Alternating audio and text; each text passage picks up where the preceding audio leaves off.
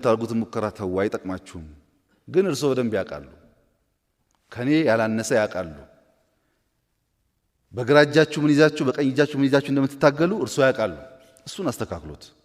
አሁን አይንን ጨፍንና ላሞኝ ሳይሆን አያስፈልገንም። ሰላማዊ ትግል ነው ትክክለኛው መንገድ። በሰላማዊ ትግል ሐሳባችንን ሽጠን ነው ኢትዮጵያ ውስጥ በምርጫ ማሸነፍ የምንፈልግ እስካላችሁ ድረስ ሙሉ ድጋፍ አላችሁ።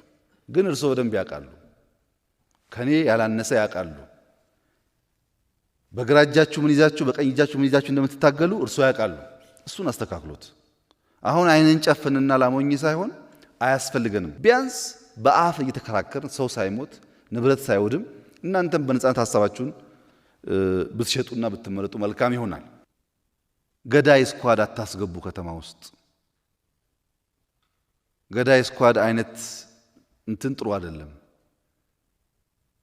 እኔን ለመግደል የምታርጉት ሙከራ ተው አይጠቅማችሁም ብዬ ለእናንተ አመራሮች አንስቻለሁ።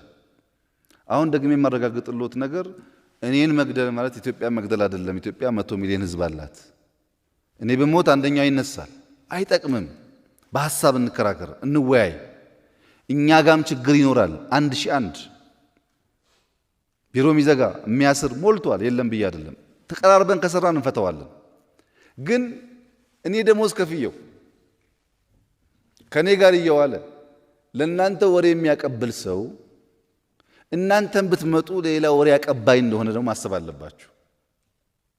ለራሱ ያልታመነ ሰው ይጠቅመናል ብላችሁ አታስቡ። ያ ወሬ የሚያመጣላችሁ ሰው፣ ያ በዚህና በዚያ ብትሄዱ የሚላችሁ ሰው ጠቃሚ ቢሆን ኖሮ እዚህ መድረክ ላይ ሐሳብ አምጥቶ ተከራክሮ ይሄ ነው መንገዱ ብሎ ማሳመን ይችል ነበር። የኛም መድረክ ደግሞ ብታዩት አንደኛ አወዳሽ አሞጋሽ እነዚህ ናቸው። እና ሚላላክ ሰው ትተን በመርህ ላይ ቆመን በሐሳብ ከሰራን መፍትሄ ያገኛል የሚል ሐሳብ አለኝ። እናንተ ጋር ሆኖ ወንጀል የሰራ ሰው ካለ ግን የኦነግ አባል መሆን ከወንጀል ነፃ የሚያደርግ ሕገ መንግሥት እስካሁን ስላልጸደቀ ይጠየቃል። ማንም ቢሆን ማለት ነው።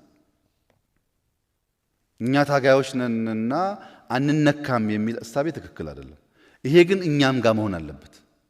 እኛም ጋር ሆኖ ስልጣን ስላለኝ እንደፈለኩ ባደርግ አልያዝም አልጠየቅ የሚለውን ሰው ካጠፋን እናንተም ጋር ካጠፋን ሐሳብ ብቻ ከሆነ በእርግጠኝነት የተሻለ ሀገር መገንባት ይቻላል። እና ጦርነት አይጠቅምም። ኖራችሁበት፣ አሁን በተለይ እናንተ እኮ ታውቁታላችሁ። ኖራችሁበት ምን ፋይዳ የለውም። አሸናፊ አያደርግም። አሸናፊ ወደሚያደርግ መንገድ እንሂድ። ወጣቱን አናስጨርስ።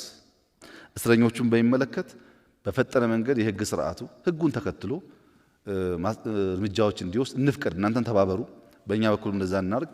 ካላግባብ የታሰሩ ሰዎች፣ በቂ ማስረጃ የሌለባቸው ሰዎች ደግሞ ካሉ እኛ ሳንሆን ራሱ የህግ ስርዓቱ እነዚህን አልፈልጋቸውም እያለ የሚሄድበትን መንገድ እንፍጠር። ያ ሲሆን ተቋም የሚገነባው። በዚያ መንገድ ከሄድን መፍትሄ እያገኘን እንሄዳለን ብዬ አስባለሁ።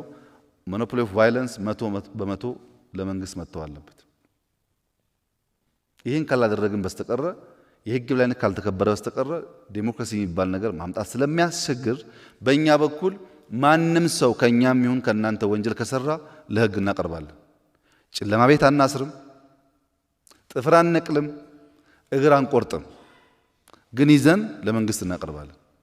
የእስር ቦታው ካልተመቸስ አቶ አዳነ እንዳነሱት እናጸዳለን፣ እናስተካክላለን። በዚያ መንገድ ሰው እንዲቀጣ አንፈልግም። ህግ ግን ስራውን መስራት አለበት። ያን ካደረግን ብቻ ነው ለውጥ የሚመጣው። ኢትዮጵያ ውስጥ ዲሞክራሲያዊ ስርዓት ማሳካት የጋራ ፕሮጀክት ቢሆን፣ ሰላም የጋራ ፕሮጀክት ቢሆን፣ በሀገር ናሽናል ዲያሎግ ኢሹስ ላይ የጋራ አጀንዳ ቢሆን እና ለእናንተ እንኳን ቢቀር ለልጆቻችሁ የተሻለች ሀገር ብንተው ጥሩ ስለሚሆን መጀመሪያ ራሳችሁን በማሸነፍ የማታውቁትን ነገር ቀረብ ብላችሁ በመጠየቅ መረጃው ምንድነው ፋክቱ ምን ብላችሁ ተወያይተን መስመር እያስያዝነው ብንሄድ አሁን ያለውን ነገር መቀየር ይቻላል ብዬ አስባለሁ። አርበኞች የሉም ወይ ከዚህና ከዚያ የሚያበላሹ? ሞልተዋል። ግን አይችሉም። የጀመርነውን ነገር ማንም ማቆም አይችልም። ማቆም ስለማይችል እናንተ ከማያቆም ኃይል ጋር ተባባሪ ከምትሆኑ ተባብረን ብናስኬድ ጥሩ ነው። ምናልባት የናሽናል ዲያሎግ አጀንዳ ሲጀመር እንደነዚህ አይነት ጉዳዮችን በውስጥ እየተነሱ እየተወያየን ከሄድን ሞር እየተማመን ሞር እየተግባባን ቢያንስ ሀገራዊ ጉዳይ ተግባብተን በአንዳንድ ጉዳይ ደግሞ ዲፍረንስ እየፈጠርን የምንሄድበት መድረክ ይፈጠራል ብዬ ተስፋ አደርጋለሁ።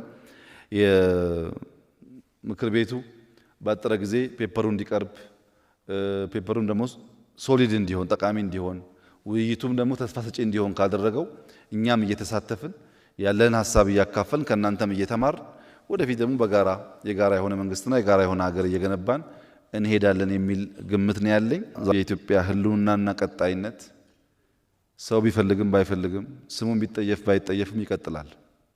ለድርድርም አይቀርብም። ለሚያሰጋን ጉዳይ አይደለም።